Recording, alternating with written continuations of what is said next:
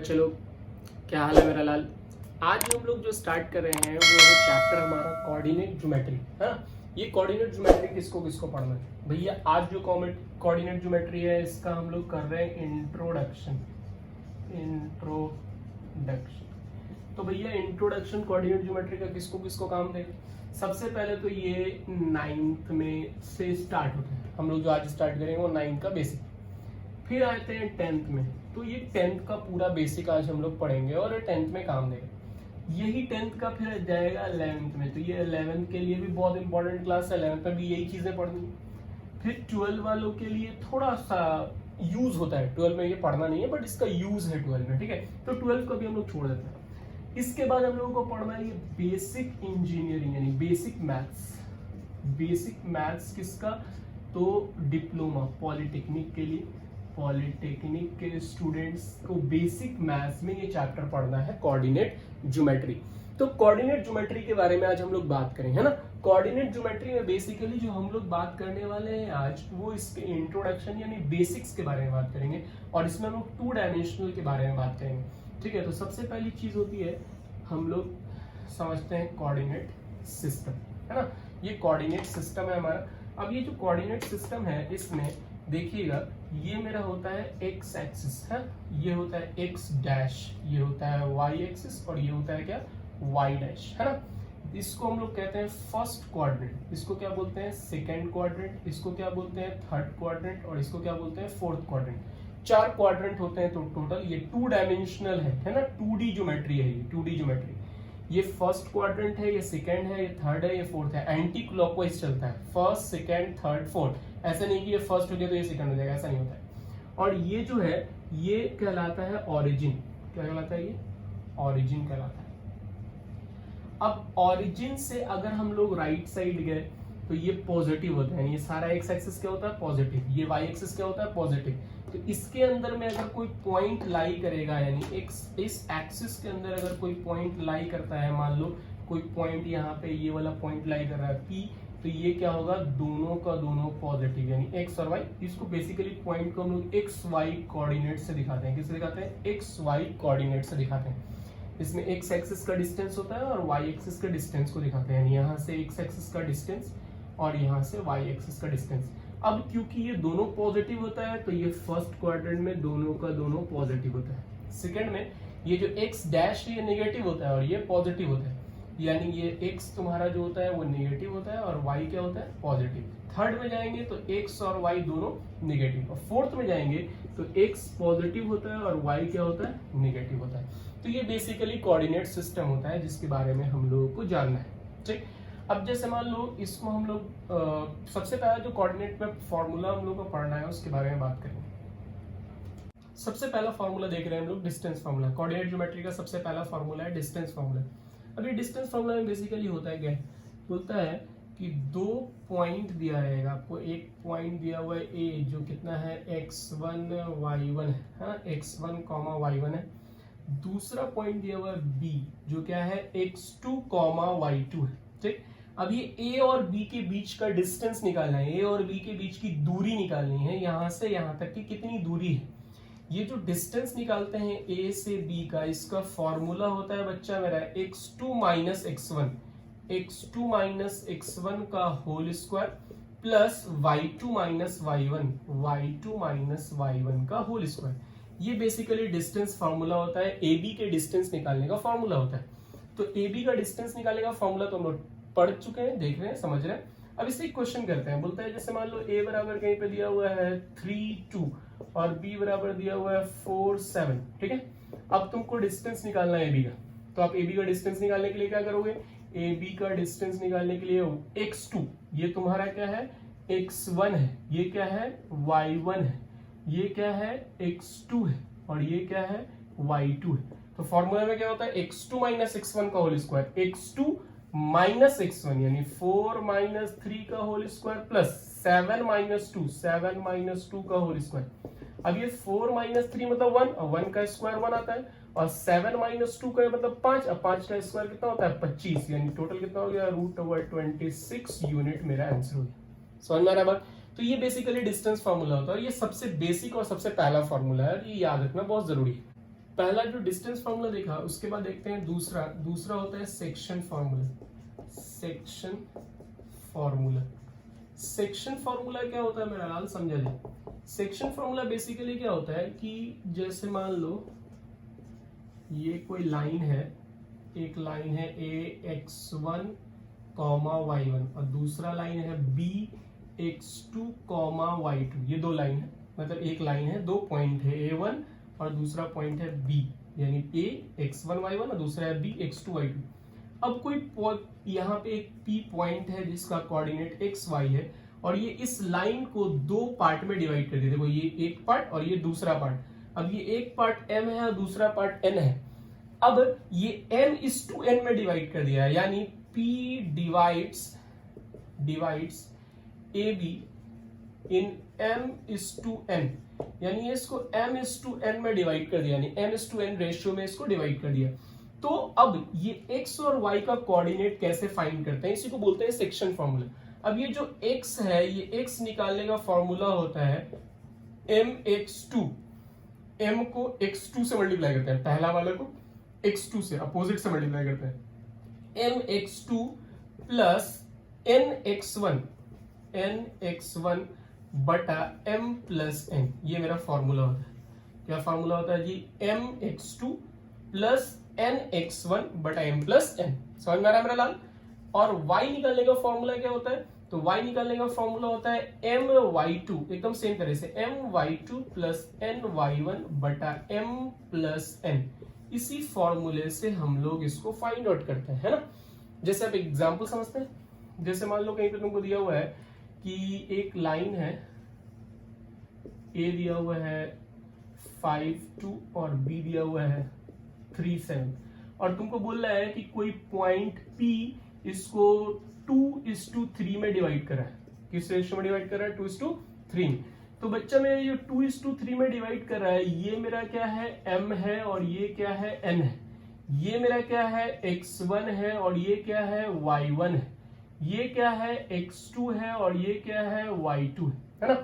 तो अब जब फॉर्मूला लगाएंगे, सबसे पहले हमको इस p का xy निकालना है। तो x निकालने का फॉर्मूला क्या होता है, mx2 प्लस nx1 बटा m प्लस n, जानते हैं हम लोग। अब फॉर्मूला लगाएंगे, सबसे पहले m क्या है मेरे पास, तो m है 2 इंटू x2 कितना है 3 प्लस n कितना है बाबू 3 इंटू, तो 3 के साथ क्या है x1 क्या है 5, यानी प्लस 5 बटा 2 प्लस 3। देखो तो क्या आ जाएगा, 3 दूनी 6, 5 3 15 6 21 बटा 5 मेरा आंसर हो, यानी x की वैल्यू आ गया 21 बटा 5। उसी तरह से y निकालेंगे। अब y में क्या होता है, my2, formula my2 plus ny1। my2, m कितना है 2 और y2 कितना है 7, यानी 2 इंटू 7 प्लस 3 इंटू 2 बटा 2 प्लस 3। अब देखो तो यहां से y क्या आएगा आपका, तो 7 दूनी 14 और 3 दूनी 6, यानी कितना आ गया 14 और 6, यानी आ गया 20 बटा 5, यानी कट के कितना हो जाएगा y बराबर 4। तो ये मेरा आंसर हो गया, है ना। तो इसी तरह से हम लोग सेक्शन फॉर्मूला निकालते हैं। और ये जो सेक्शन फॉर्मूला है, ये बेसिकली ये जो है सेक्शन फॉर्मूला, ये बोलता है इंटरनली बाइसेक्ट करता है, इंटरनली बाइसेक्ट्स। जब इंटरनली बाइसेक्ट्स करता है तो ये फॉर्मूला होता है ना। ये था इंटरनली बाइसेक्ट। अब हम देखेंगे अगर ये एक्सटर्नली बाइसेक्ट करेगा तब क्या होगा, यानी सेकंड नंबर हम लोग देख रहे हैं कि अगर ये एक्सटर्नली बाइसेक्ट करता है। एक्सटर्नली का मतलब क्या हुआ, एक्सटर्नली का मतलब समझिएगा, बोलता है एक्सटर्नली का मतलब ये हुआ कि अगर मान लो ये तुम्हारा कोई लाइन है ए बी, ए दिया हुआ है x1 y1, b कितने दिया हुआ है x2 y2। अब ये कोई लाइन है बी, अब ये लाइन इंटरनली यानी इस लाइन पे कहीं कट नहीं कर रहा है। इस लाइन को जब हम बाहर प्रोड्यूस कर रहे हैं तो ये कोई p है xy जो इस लाइन को एक्सटर्नली बाइसेक्ट कर रहा है, यानी ये लाइन यहाँ इसके अंदर बाइसेक्ट नहीं हो रहा है, ये लाइन जब आगे प्रोड्यूस हो रहा है तो यहाँ बाइसेक्ट हो रहा है। तो ये जो यहाँ बाइसेक्ट होता है इसको हम लोग बेसिकली m/n से दिखाते हैं ना, m/n से दिखाते हैं। कर रहा है तो ये तुम्हारा m हो गया और ये n हो गया। अब ये जो मेरे पास पॉइंट है xy p जो एक्सटर्नली बाइसेक्ट कर रहा है, इसका कोऑर्डिनेट कैसे निकालते हैं, तो x निकालने का यानी x निकालने का फॉर्मूला होता है mx2 माइनस nx1 बटा m माइनस n। तो फॉर्मूला तो सेम है बाबू, कोई चेंज नहीं है, सिर्फ प्लस की जगह माइनस हो गया, mx2 माइनस nx1 बटा m माइनस n। और उसी तरह y निकालने का फॉर्मूला क्या होता है, तो my2 माइनस ny1 बटा m माइनस n, यानी वहां जो प्लस हो रहा था यहाँ पे क्या हो जा रहा है, माइनस हो जा रहा है। तो यही बेसिकली बोलते हैं एक्सटर्नली बाइसेक्ट को। अब जैसे मान लो फॉर एग्जांपल तुम्हारे पास कोई क्वेश्चन दिया हुआ है, एक एग्जांपल लेते हैं हम लोग। मान लो एक क्वेश्चन है, बोल रहा है कि a दिया हुआ है तुम्हारे पास 5-2 और b दिया हुआ है -3-7, ठीक है। अब तुमको बोल रहा है कि p डिवाइड्स ab एक्सटर्नली इन 5:2। कैसे डिवाइड कर रहा है, 5:2 में, और कैसे डिवाइड कर रहा है, एक्सटर्नली डिवाइड कर रहा है।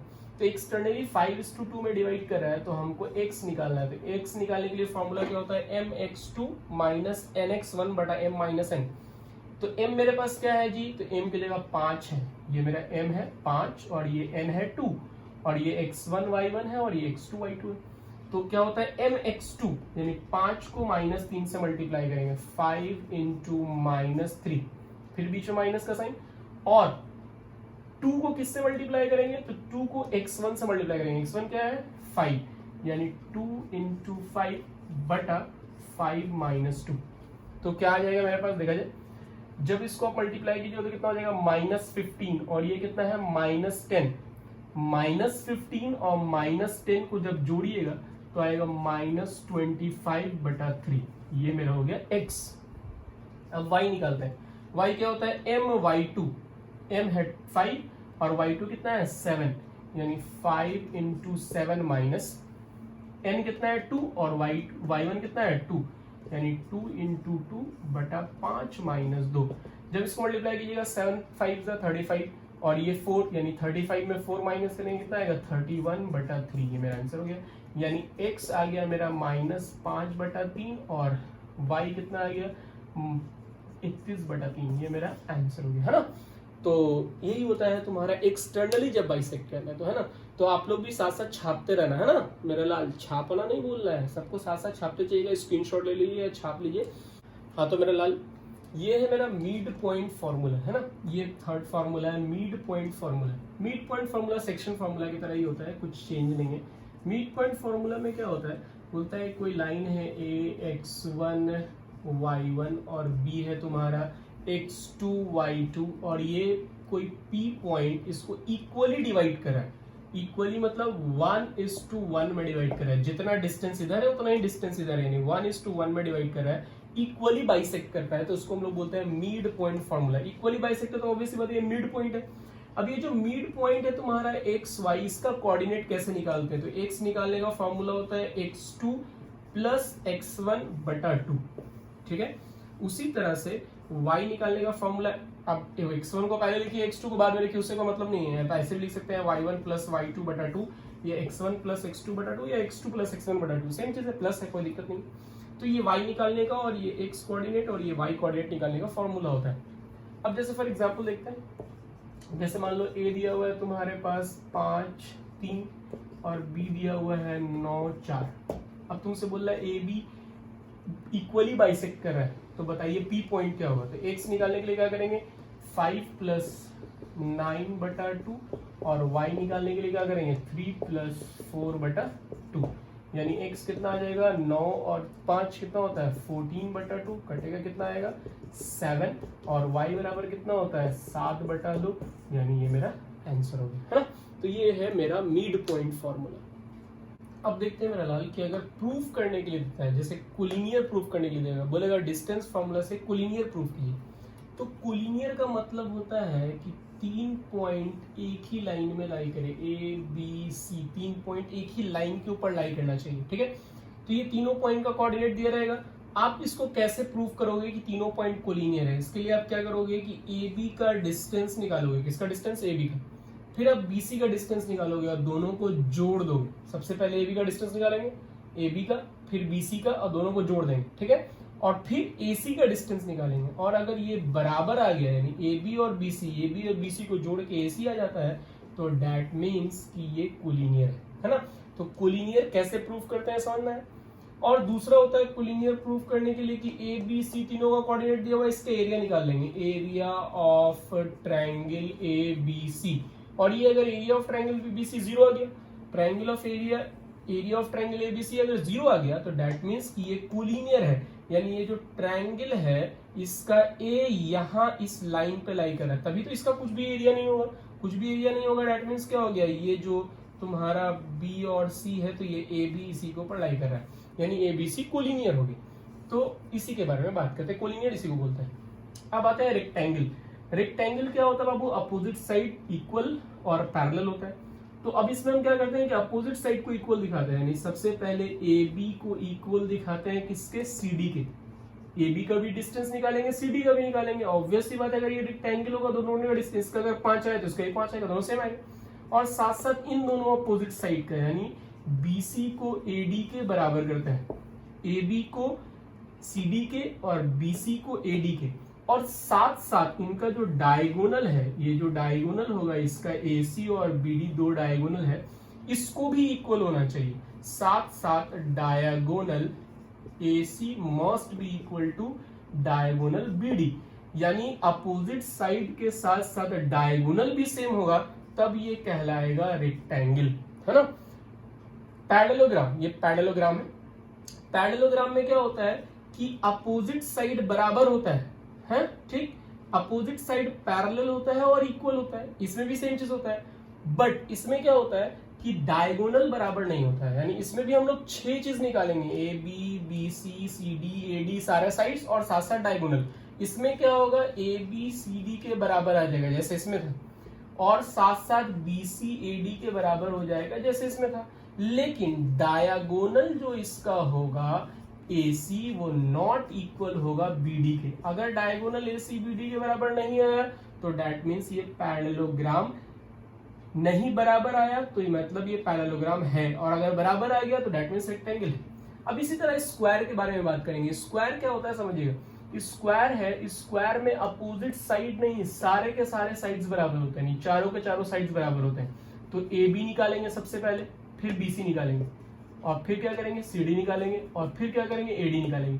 अब ये चारों जो हमने साइड्स निकाला, ये चारों साइड सेम होगा, सेम डिस्टेंस होगा, और इसका जो तुम्हारा डायगोनल है, डायगोनल जो इसके अंदर में आ रहा है, diagonal AC equal to BD, यानी डायगोनल AC BD के बराबर होगा। अगर बराबर है तभी स्क्वायर, अगर बराबर नहीं है तो क्या हो जाएगा, रोम्बस हो जाएगा। रोम्बस में भी चारों साइड बराबर होता है, यानी AB BC CD AD चारों साइड बराबर होगा, और साथ साथ इसके डायगोनल नॉट इक्वल होंगे, diagonal AC not equal to BD। और अगर डायगोनल बराबर हो गया तो दैट मीन्स ये स्क्वायर नहीं है, रोम्बस है, और बराबर हो गया तो दैट मीन्स ये स्क्वायर है। तो इसको प्रूफ करने के लिए क्वेश्चंस आता है, ये 10th क्लास में बहुत क्वेश्चन आता है, एग्जाम्स में भी 10th के आता है, पॉलिटेक्निक में भी ये क्वेश्चंस आपको पढ़ना होगा जब आप पहला चैप्टर पढ़ेंगे पॉइंट, और 11th में भी ये चैप्टर सबसे पहले पढ़ना है क्योंकि ये रिवीजन है 11th के लिए, और 10th में तो खैर ये सिलेबस की चीज़ है, और पॉलिटेक्निक में भी ये सिलेबस की चीज़ है, इससे क्वेश्चन भी आता है, और साथ साथ ये थोड़ा रिवीजन भी हो जाता है हमारा, है ना। तो ये बेसिकली कोऑर्डिनेट ज्योमेट्री के बारे में आज का क्लास था, basic class, introduction coordinate geometry का। इसके बाद वाले क्लास में जब हम लोग मिलेंगे, यानी इसके बाद वाले वीडियोस में जब हम लोग बात करेंगे तो हम लोग पढ़ेंगे स्लोप कोऑर्डिनेट ज्योमेट्री के केस में। स्लोप जो हमारे सिलेबस की चीज है, उससे काफी क्वेश्चंस आता है, पॉलिटेक्निक में भी 11th के भी सिलेबस की चीज है स्लोप। तो स्लोप ऑफ अ लाइन, और उसके बाद फिर इक्वेशन ऑफ स्ट्रेट लाइंस पढ़ेंगे हम लोग आगे वाले वीडियोज में, है ना। तो इसी तरह से वीडियोस आते रहे, इसके लिए आपका काम क्या है जानते हो, चैनल को सब्सक्राइब करना और अपने दोस्तों तक, अपने क्लासमेट्स तक, अपने जूनियर्स सीनियर्स तक इस वीडियोस को पहुंचाना, ठीक है। ऐसे बहुत सारे वीडियोस आते रहेंगे रेगुलर, इसलिए चैनल को सब्सक्राइब तो करो बाबू, साथ साथ शेयर भी करो, है ना। मिलते हैं, तब तक के लिए टेक केयर, बाय बाय।